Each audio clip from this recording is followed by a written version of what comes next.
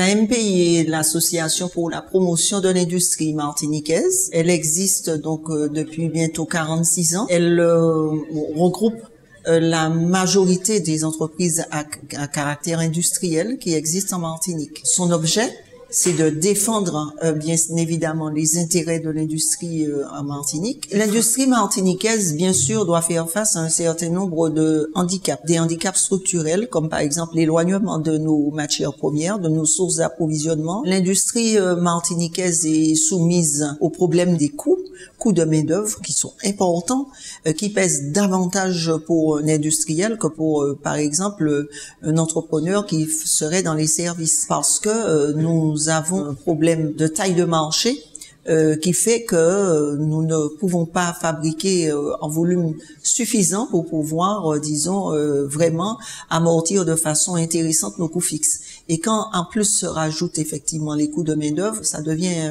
quelque chose quand même d'assez problématique. Nous essayons d'obtenir de l'Europe des règlements qui puissent nous permettre de compenser ces surcoûts que nous subissons. Et il y a aussi, c'est vrai, un outil qui est parfois et souvent contesté, c'est l'octroi de mer qui nous permet de protéger un tant soit peu la production locale, si encore on peut parler de protection dans un marché qui est quand même un marché européen, mais qui nous est quand même nécessaire. L'industrie locale est soutenue, certes, parce qu'il y a des mesures d'ordre général, comme par exemple l'octroi de mer. Il y a certaines mesures qui permettent d'aider c'est par des subventions les investissements que nous pouvons réaliser. Nous nous battons énormément pour que nos produits puissent perdurer, puissent continuer à exister sur le marché local. Nous n'avons pas le sentiment que nous sommes particulièrement protégés.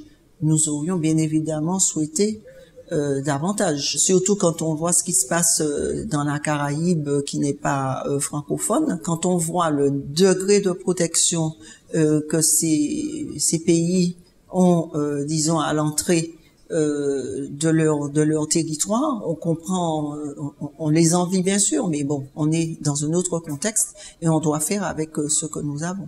L'industrie martiniquaise doit faire face à plusieurs défis. D'abord, le défi de la compétitivité. L'entreprise industrielle martiniquaise, même si elle a un petit marché, elle ne peut pas se permettre de fabriquer des produits qui seraient d'une qualité inférieure à celle, disons, des produits importés. L'industrie martiniquaise doit innover parce que le consommateur, justement, a cette vision complètement mondialisée. Il faut lui démontrer que localement, nous sommes capables d'être aussi dans ce circuit de la mondialisation et que nous sommes capables de développer de nouveaux concepts, de nouveaux produits et de les proposer à des prix qui soient relativement compétitifs. L'industrie martiniquaise est au cœur de la problématique de l'environnement. D'abord parce qu'elle est soumise à une série de normes, de contraintes réglementaires qui l'oblige à fabriquer d'une certaine façon, mais aussi parce que l'industrie martiniquaise cherche aussi à protéger l'environnement et à tirer, disons, parti de certaines choses qu'on pourrait, par exemple, considérer comme des déchets ultimes et qui n'en sont pas. Par exemple, de valoriser les bouts des stations d'épuration. L'industrie martiniquaise, elle est capable de recycler les choses que vous mettez à la poubelle, enfin au moins dans les poubelles de tri, par exemple les bouteilles en plastique ou encore les bouteilles en verre. L'industrie martiniquaise, par exemple, recycle toutes les vieilles palettes avec une entreprise qui est membre chez nous, qui s'appelle Socapal. Donc voici, disons, dressé de façon très rapide un peu les principaux défis. Défis de la compétitivité, défis de l'innovation et défis environnementaux.